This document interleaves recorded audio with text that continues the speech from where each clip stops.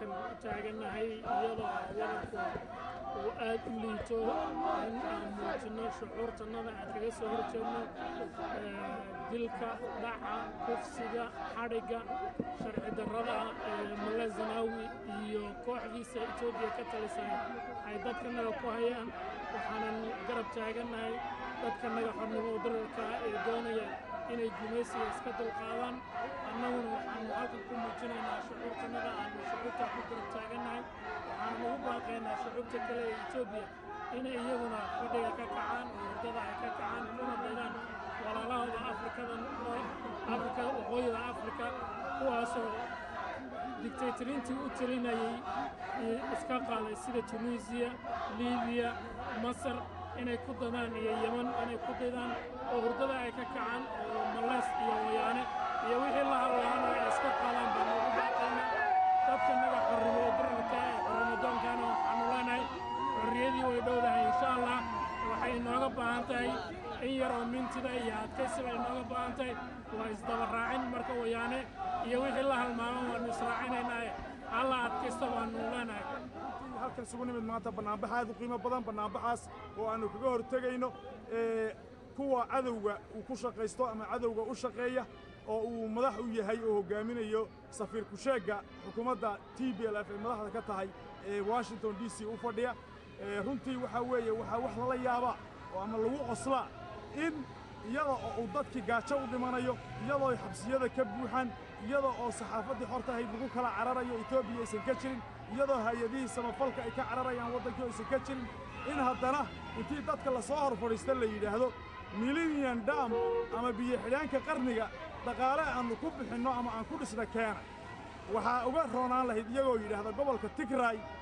ayraboortiyo iyo hayweeye lacagaan ugu dhisno noogu deeqaya uga ficnaan lahayd laakiin waa foolish strategy iyo foolish fooling runtii waxa weeye dadka shacbiga ogaadaya degan magaalada Twin City iyo hareeraheeda ama gobolka Minnesota way muujiyeen dareenkoodii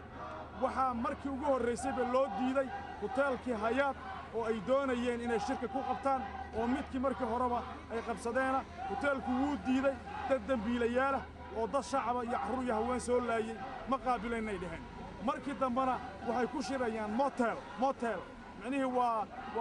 waxa weeye waa meel yar oo ay dadku seexdaan ayay duruufta ku kalliftay marka runtii guul bay noo tahay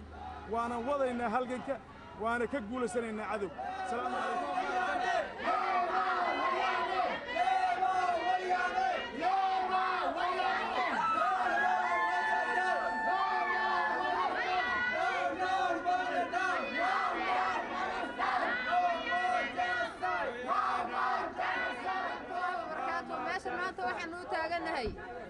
wayaanihii dad qalka ahaa oo aanu hoteelka hore ka soo erinay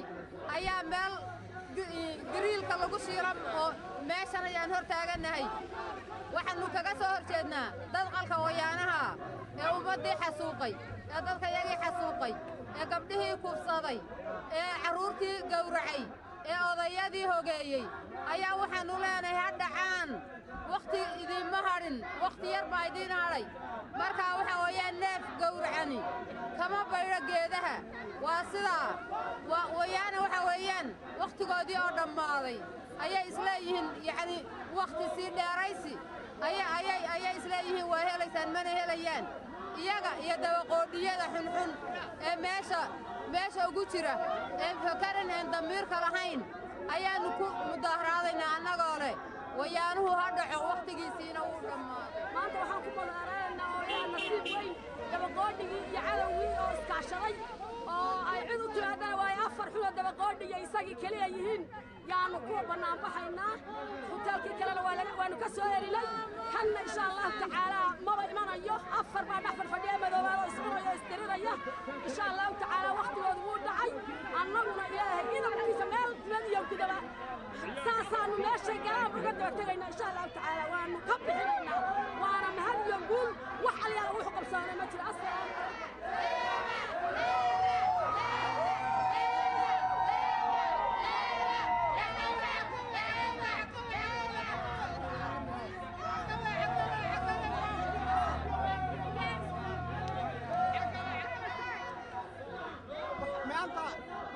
waxay noo tahay maalin farxad iyo aad u ballaaran ah waayo asagoo joogta ay noo tahay inaynu bannaanbaxeennu mar kastaba qofkii noo yimaada ee nagu soo duula ee innaga oo xagga kaga soo adkaanay rabo inuu meesha dad inoogu yimaado waynu kaga adkaanaynaa waxaa aad aragtay eedadii waxay u joogaan qadiyadda waddanka soomaalida ogaadeeniya saad ula socotaba dhowrkood baan ka soo saaray minneabolis waxay marayaan afka ugu shisheeya waxay degan yihiin maanta waa motel ma aha hotel marka guulaheennu way soconayaan waana kaga adkaanaynaa everybody meel kastoo istaageenna waan daba istaagaynaa ilaa iyo intaynu nijidadeenna ka gaadhayno marka waad mahadsantahay aniga oo ah maxamuud yuusuf faarax waxaan meeshan isugu nimid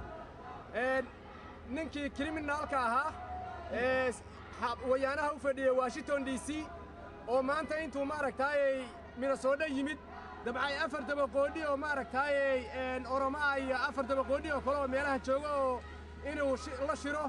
ayaa waxay qabsadeen inay hoteelka la yidhaahdo xayaad hotel inay ku shiraan hoteelkii markii ay ogaadeen nimankan inay kriminaal yihiin waa laga kansalay maaragtaayey inay shir ku qabsadaan markaasi haddana ka carareen oo meel yaroo hotel ahoo meeshii waagii madowga lagu gedi jiray halkan aan taagannahay waa meeshii madowga lagu gedi jiray ee waagii xilligii isleefkii ayay maaragtaayey ku shirayaan meel yaroo joqoraha oo laga kireen hoteelladii kale oo dhan waa loo diiday inay maaragtaayey laga kireeyo cid u tagtay oo maaragtaayey ama etoobiyaankii kale ha noqoto ama 4tii dabaqoodhi ee soomaalida ahayd ha noqotee cid u tagtayna ma jirto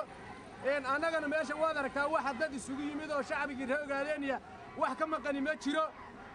waxaa weeyaan guul weyn bay noo tahay ayagana guul darray u tahay